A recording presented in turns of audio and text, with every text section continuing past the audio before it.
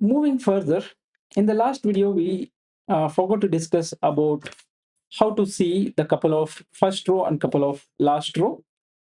We will see it again how to see few first rows and few last rows of each dataset or the dataset which we are using. For that, let me use the code block, and we are doing the getting the first and the last few rows in order to know what kind of data we are dealing with. And we had also already discussed head is the command for knowing the first few rows.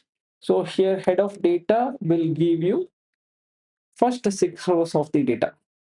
So likewise, you can see the first 6 rows only are listed here because by default head of data gives us first 6 rows.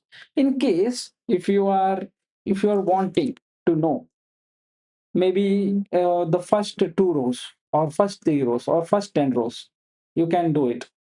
So there is an optional parameter in the head, right?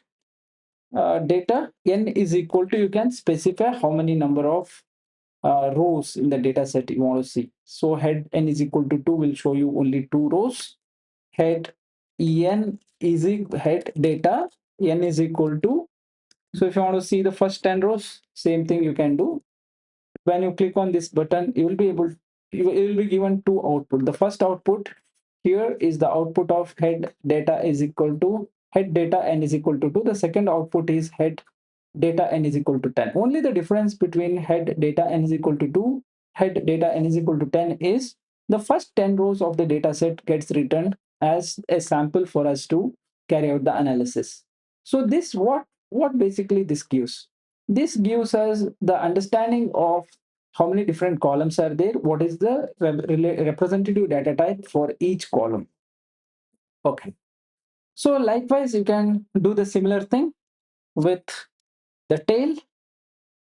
uh, Tail of data will give you the last few rows, right?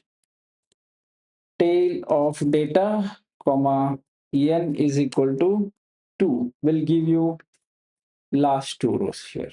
So in case if you want to go with the maximum more number of rows than head of data, tail of data, if I leave it as such, it only returns first 6 rows, but n is equal to 7. If I give, it gives me the first 7 rows of the data set as a sample to know what kind of data set I'm dealing with.